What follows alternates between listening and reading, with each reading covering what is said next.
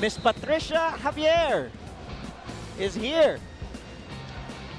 And some beautiful ladies also in attendance to witness this exciting matchup between San Beda and Letran. Ika-10 ng Agosto taong 2018. Maraming salamat sa inyong panunod ng NCAA. Live po tayo sa SNA Channel 23 on Sky Cable. Andre Felix with me is Martin Antonio, aka Coach Hammer, and we have Miss Siege Tantenko at courtside, whom we will get back to later on. Ken Marcarino starts scoring there in the second quarter. 14 of the 17 points scored by San Beda University in the first quarter, scored or assisted by Robert Bolick. And that shows you how much of an importance Robert Bolick is in the attack of the San Beda Red Lions. He's the catalyst, he's the main guy, the stirrer that stirs the drink. That is the San Beda Red Lions. Presbitero. James Quicote, nasa loob na nga, Andre. Isa sa mga stabilizers nila. And Ken Marcarino. Will they count that? Mukhang may foul sa baba. That was before the putback.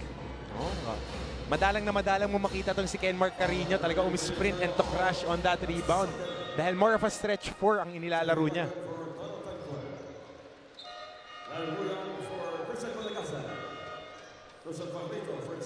And binalik na rito itong Twin Towers ng Letran Knights, si Fajarito at si Muyang. And Christian Fajarito looking like he's okay. He just got his ankle retaped. Ambot is called for a second personal foul. Toto, JP Calvo is back in. Coach Jeff Napa. Presbitero. Mocon. Good matchup here against Fajarito. Fajarito's outstretched arms may have bothered JV Mocon with a difficult shot. And Christian Fajarito is the perfect matchup for JV Mocon. Talking about the defense for the Letran Knights, mahaba, maliksi, kayang i-cover yung first step ni Mocon at kaya siyang i-box out. So this is a very good matchup for Coach Jeff Napa. Calvo. Off to Muyang. Muyang underneath. Fajarito secures the offensive board there.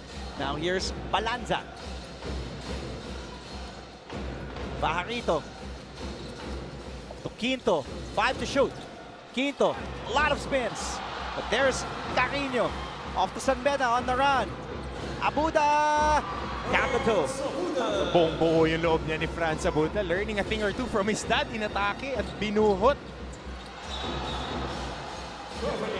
Traveling called on Jeric Balanza. And yung shift din si Jeric Balanza. Ito makikita natin yung fast break. Andre, sumabay pa si Calvo. Ibinomba, iniwas using his offhand. And finishing on top of the defender.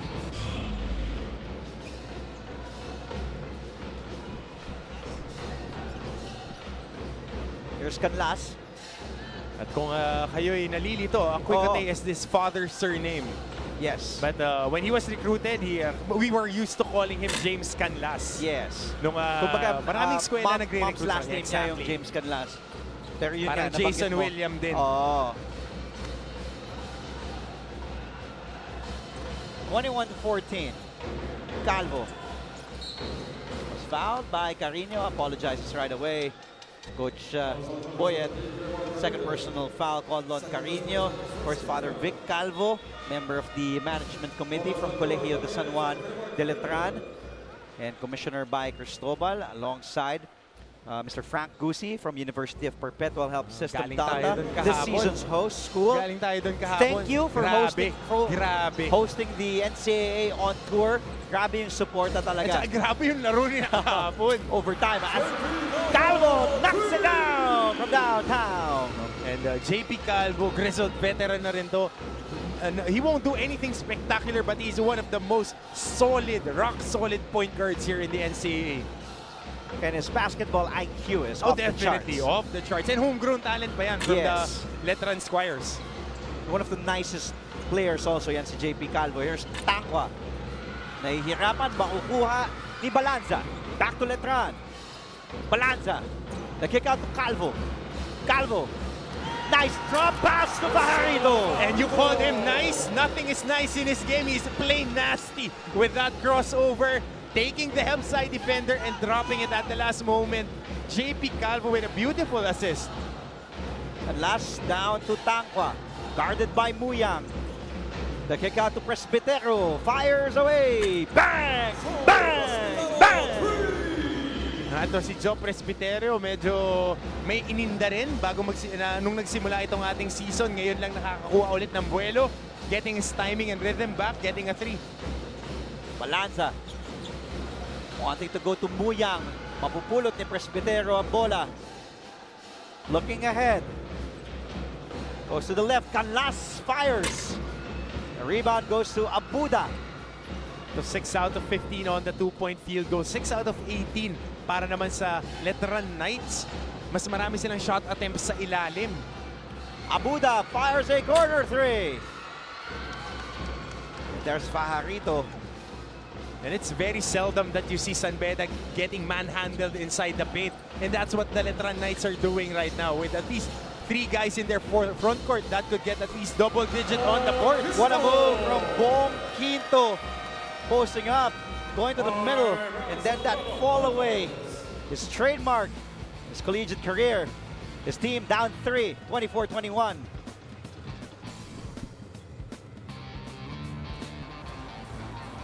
Nagbabalik ang NCAA Season 94 dito lang sa SNA. Tinanong ko ang parehong kopanan kanina, ano nga ba ang ibig sabihin ng rivalry na ito para sa kanila? Alam nyo, pareho ang sinagot nila. This means war. Dagdag pa nga nitong si Jeric Balanza ng Letran Knights. Ate, dapat i-all caps mo yan sa notes mo. Sabi kasi ni Jeric, hindi pa nga kasi sila nakakatikim ng panalo kontra San Beda sila noong nag-champion sila in his rookie year. Pero gayon pa man, every year, every game, minamarkahan niya ang San Beda game sa kanyang calendar. And every game, sinasabi niya sa sarili niya, siguro ito lang nga ang time para matalo sila. Back to you, Andre. Thank you, Siege. And you can feel it. You can feel the confidence of Letran this season. They know they have a formidable team. Formidable is an understatement. They can go at least 13-man deep on the rotation. They have quality players, solid veteran guys. And they are not scared. That is not an adjective that you can attach to the Letran Knights program ever since it started. Calvo. Fajarito will take a 3. Look at Fajarito go for the offensive board, but Taqua secures the ball back for the Red Lions. Bolek to Canlas. The jumper is good. Smooth as silk yung jump shot ni Eric James Quicate. Stepping in, he picks his spots for a freshman. That's really, really impressive. Almost a steal for him too. Take a look at more tweets. Allen, it's Mendiola versus Intramuros again. Animo San Beda. Oh! Bong Quinto! And pagka nasa ilalim niya si Bong Quinto, it's just a matchup that you want to milk in. And Gabriel Gosun goes, it's so hard not to jump off my seat while watching any game with San Beda. Let's go, watching live in Melbourne once again. Thank you. Watching from down under. James Rabang. Watching the greatest rivalry at college, Philippine basketball, Arriba Letran. All 9 points of San Beda University this quarter, by the way. So, comes off the bench as we take a look at the Ligues. He is back, replacing Franz Abuda. Gives a well-deserved applause from his teammates. Mandreza comes back in para sa Letran. Ito yung kumbaga joker sa pagdating ng mga baraha ni Coach Jeff Napa. Alex Mandreza, you can use him at any position, can defend, and very athletic. Pero JV Mocon gets a 3 right away. Panglimang 3-pointer na yan ng San Beda in this game so far. And last game, Andre, 12 3-point shots ang binitawan ng San Beda nung huli nilang panalo. Batilier. Mocon to Bolek. Bolek. It was a great move, but he misses. Now here's Canlas. Bring it back out. Doliguez feeling it. Bang! Bang! Bang! Pag feel mo, ipukol mo. Right on top of the kick, Doliguez. Second 3. Yan talagang role niya, no? Designated shooter in the starting group and defensive player. 32-23 is the score now. This is the biggest lead so far by the Red Lions. 3 to shoot. Calvo has to let it go. Lista mo na from JP Calvo. And I told you, this guy is solid. This guy's not nice. He's nasty. Di mo maririnig na nagtatrash daw, but his actions is booming. Calvo had 13 points in their last game, along with 6 assists against Arellano University. And Calvo takes that ball away from Canlas. Calvo. Now here's Manresa. Quinto. Guarded by Doliguez. Ito yung matchup na sinasabi ko every time, all day. Bong Quinto would make mince And look at meat that up and under on move the from post. Bong Quinto. I told you, Andre, every time na nandiyan si Bong Quinto on the foul line extended on the block and he's being guarded by a wing guy. Oh, nice poke by Batelier. Pero yung pasa ni Manresa na agaw ni Mocon. Calas fires, stepping on the line. And it will be Letran ball. Coach Jeff Napa will talk things over with 2 minutes and 16 seconds remaining here in the first half. Letran down 5 against their arch rivals.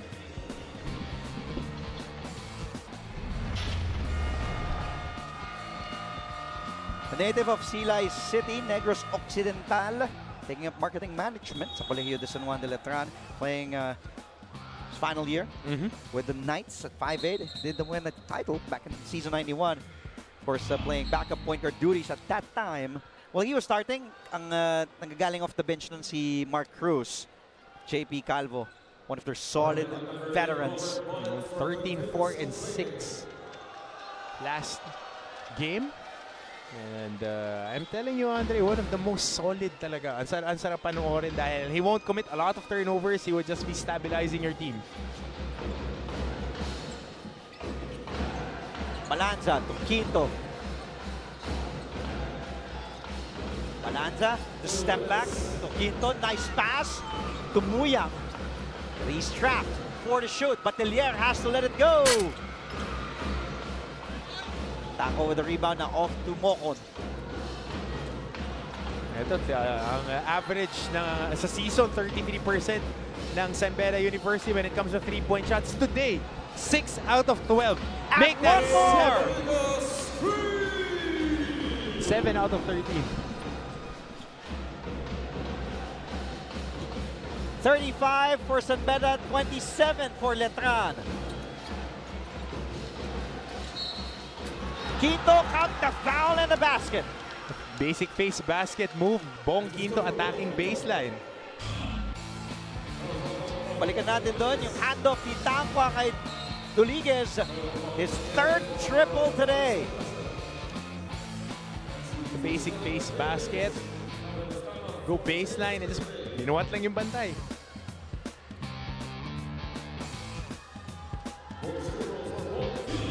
Quinto now at the line. He is the leading scorer of the Knights at 13.6 per game. He wasn't able to complete that 3-point play. He is a 73% free throw shooter. Let's take a look, Martin, at the perimeter points, 25-12 in favor of San Beda. 16 points in the paint para sa Knights. And of course, our channel head of SNA, Sir Vince Rodriguez. Coach Cap is there. And Coach Topex Robinson. Very intently watching and scouting two of the preseason favorites to enter the Final Four. Itong Letran Knights and the San Beda Red Lions. Of course, the San Beda Red Lions are defending champions and SBU at the top of our team standings without a loss this season. Of course, they're still undefeated. If you count even last year's elimination round, 25-0. 18-0 last year. Quinto just hoist that one up. Oh, Juan Doliguez. Back to Bolik. Under a minute to play. Bolik to Mocon. Up to Doliguez. Key check for Clint Doliguez. And right now you could see the Letran Knights really crashing the boards. 4 guys right there in the paint. Quinto, Mentes. And this base, Martin, is just really up and down. Now here's Mocon.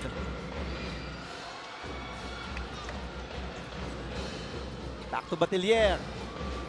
The kick out to Ambohon. Off to Quinto. They swing it over. Good passing. Balanza for 3. And Beda not giving up anything right there, covering the paint, which is the strength of the Letran Knights, and Juan Batilier gives up a foul. 7.6 left here in the first half. Unang personal foul kay Bonbon Batilier.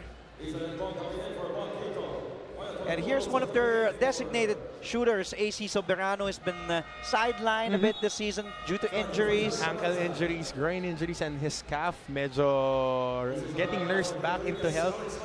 And a very lethal weapon coming off the bench for Coach Boyet Fernandez. Mandreza is back in for Letran. And Nagbong comes in for the first time as well. Bolek way downtown. Fran Yu, 2 to shoot. And Oftana with good defense on Fran Yu. At dyan magtatapos ang ating 2 quarters. Balikan natin ang mga naganap in the second period, Martin. And San Beda really capitalizing on stops, getting those runs. But the Letran Knights have enough firepower to stick with them and hang with them. 35 to 29 is the score after 2 quarters. San Beda has outscored Letran 17 to 14 in the first, 18 to 15 here in the second.